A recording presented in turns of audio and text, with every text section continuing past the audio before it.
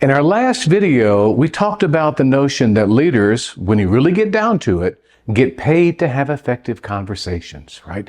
Leaders get paid to have conversations, the outcome of which is something and not something else. And when we really look at it, the centrality of conversations, not just for leadership effectiveness, but the centrality of conversations for teamwork, relationships, innovation, process improvement, customer service, for goodness sakes, brings us to look at language. And I want to introduce you to a way of looking at language that for some of us may be intuitive already, others may be counterintuitive, but I want to frame it this way. If you were to ask right now, 100 people or 100,000 people, what is language? What is language for? What will the gigantic majority answer with? I ask this question a lot, and the answer is a tool for communication or some variation of that response.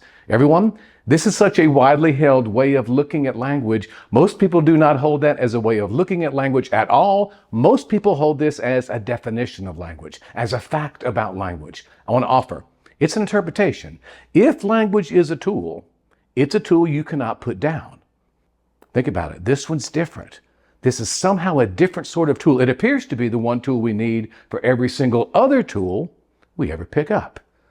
So the understanding, the foundation, the way of looking at things that has been central in my books, my work, my life, all my programs is this: language creates and generates. It does not simply describe.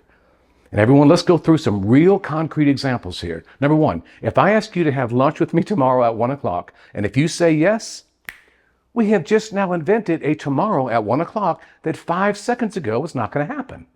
We're not describing anything. We're making something happen. Now think about this. Think about every time in your life you ever said the word yes.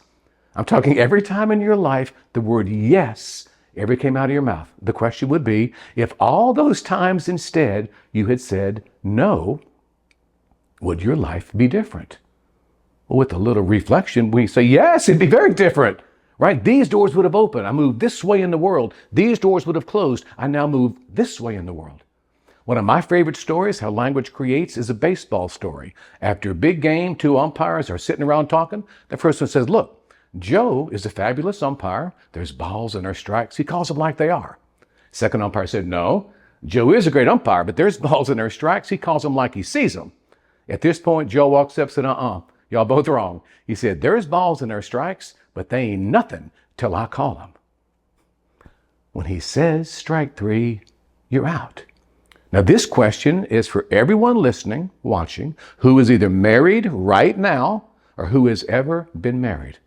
It's a very simple question. Here it is. Is it different being married than not being married? It's not a trick question. Yes, it's different. It's different legally. It's different socially. It's different sexually for most of us. It's different emotionally and financially. It's different. So everybody, the obvious question we have to ask, how did we go from being not married to being married? Somebody said something. Yes, I do, whatever that ceremony calls for. And in that moment, it's not trivially different. It's not marginally different. No, it's really different. Everybody, we speak ourselves into the world. In a very interesting way, we speak ourselves into the world. I'm not suggesting we don't describe with language. Of course we describe with language. What I'm saying is that's not all that we do. And for those of us who get paid to have effective conversations, those of us in relationships, learning something about this, not all that we do part of language, can be very beneficial. Because everybody here, right, we are already, are we not, producing really big chunks of non-physical but very real results out of how we wield this tool. Everyone, how was the United States of America created? What is there in the archives, under the glass, in Washington, D.C., right next to the Constitution, the Declaration of Independence? This country was declared into being, was it not? Yes. Now, was there work to do after that declaration? Yes. But without that declaration, no country. Think corporately. How were all corporate entities created? Think every single corporate entity, how was it actually created?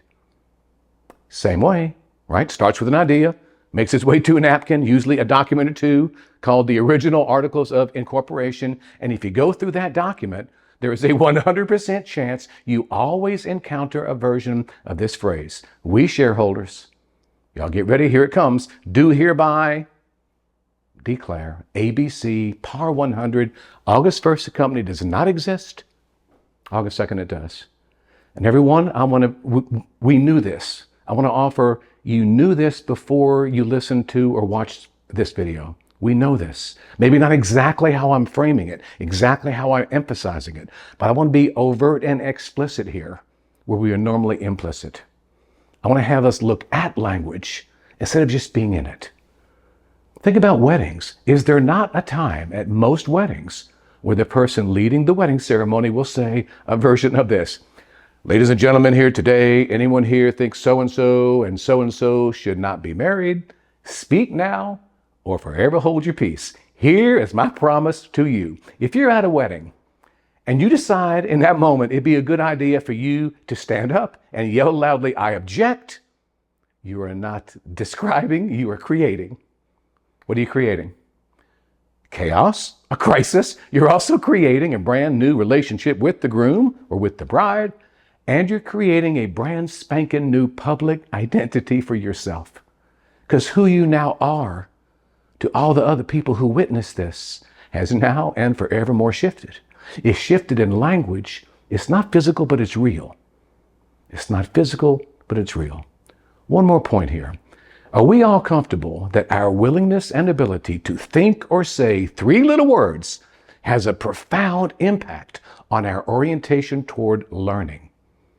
Now think about this. When you and I think or say, I don't know, we are not describing a state of affairs nearly as much as we are producing something. What we're producing is called a context or an opening for learning. Not physical, utterly real. Not physical, utterly and completely real. I suggest we all know this firsthand for this reason. How many of us have ever tried to teach somebody something when the learner thought they already knew it? How much learning takes place in those situations on average? 0. So everyone, we're not going to say we don't describe with language. Of course we do. What we're saying is there's something else going on. There's a lot more going on in the way that we actually produce quantitative and qualitative results in our lives and in the world. Much more to come. If you're enjoying this, please share with other folks. And I would just say this, never stop learning.